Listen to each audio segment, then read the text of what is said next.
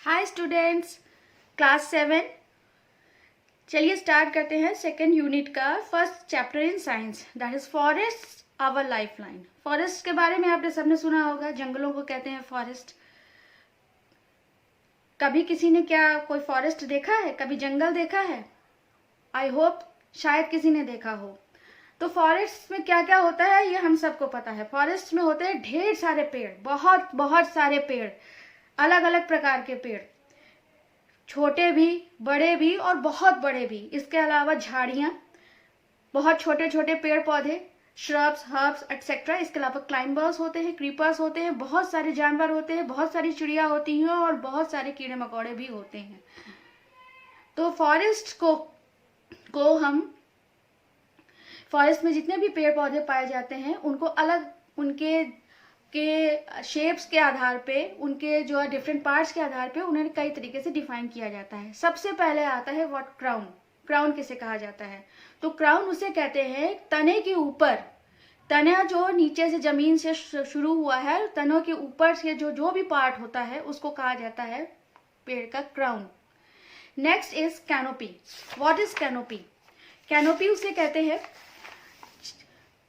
पेड़ आगे जाके ऊपर होकर के जो फैलता चला जाता है, जो पत्तियां वगैरह होती हैं, जो उसका आकार होता है पेड़ का, उसको कहा जाता है उसकी कैनोपी। अब आता है थर्ड एस्पेक्ट, आता है understories. What are understories? अब हमने देखा है जंगल में बहुत प्रकार के पेड़ पौधे होते हैं, तो कुछ छोटे, कुछ मीडियम आकार के और कुछ बहुत ही बड़े।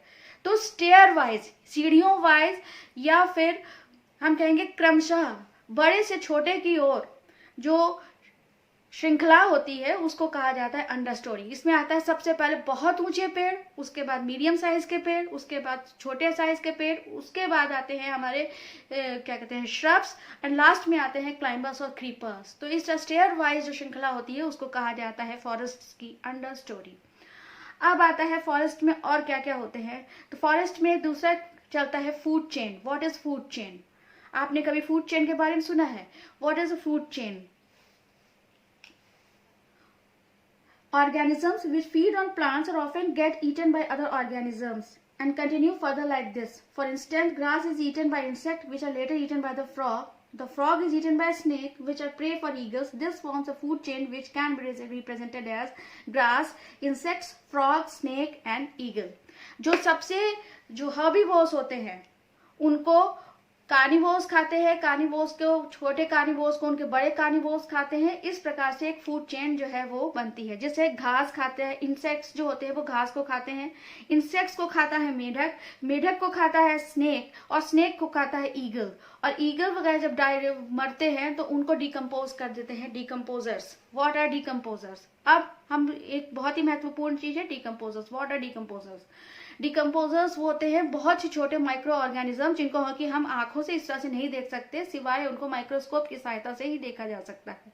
जब सड़ी हुई पत्तियां या जानवर मर करके मिट्टी में गिरते हैं तो ये डिकम्पोजर्स जो होते हैं उनकी बॉडी पर एक्ट करते हैं और उनको मिट्टी में मिला देते हैं। जंगल की जो जमीन होती है वो डार्क काले रंग की होती है। कारण क्या होता है कि उसमें ह्यूमस बहुत ज्यादा होता है। Humus, what is humus?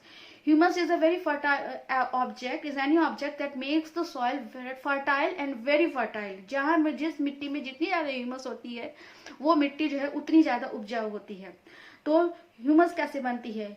सड़ी गली पत्तियों को, सड़े गले जानवरों के शरीर और को सड़ा गला करके माइक्रो ऑर्गेनिजम्स उन्हें मिट्टी में मिला देते हैं, उसको कहा जाता है ह्यूमस। अब आता है फॉरेस्ट क्या क्या करते हैं। फॉरेस्ट को ग्रीन फेफड़ा कहा जाता है क्योंकि फॉरेस्ट जो होते हैं, पेड़ जो होते हैं, वो हमारी ऑक्सीजन और कार्बन डाइऑक्साइड के बैलेंस को मेंटेन करते हैं।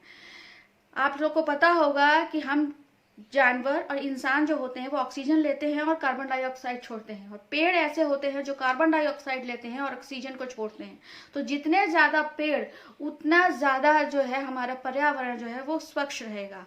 पेड़ जो होते हैं वो मिट्टी को पकड़ के रखते हैं, उनकी जड़ें मिट्टी को कटने नहीं देती, तो जो है सॉइल एरोजन नहीं होता, बाढ़ वगैरह नहीं आती। इसके अलावा फॉरेस्ट में अनेक प्रकार के प्रोडक्ट्स मिलते हैं जिसमें औषधियां भी हैं, दवाइयां भी हैं। इसके अलावा कीमती सामान जैसे लकड़ी, टिम्बर, गम, लैक, ये सब कई सारी ऐसी चीजें हैं जो हमको पेड़ों से प्राप्त होती हैं। जितने ज्यादा पेड़ कटेंगे उतना ज्यादा पॉल्यूशन वातावरण में फैलेगा, ये आप सबको पता ही होगा, क्योंकि धीरे धीरे जो है हमारे समाज में, हमारे वातावरण में जो है वो कार्बन डाइऑक्साइड की मात्रा जो है बढ़ती जा रही है जैसे जैसे ऑटोमोबाइल्स का इस्तेमाल हो रहा है। तो growing trees are very important, especially forest. Increasing the area of the forest is very necessary. So I hope you all understand this chapter. Please read this chapter thoroughly. Bye.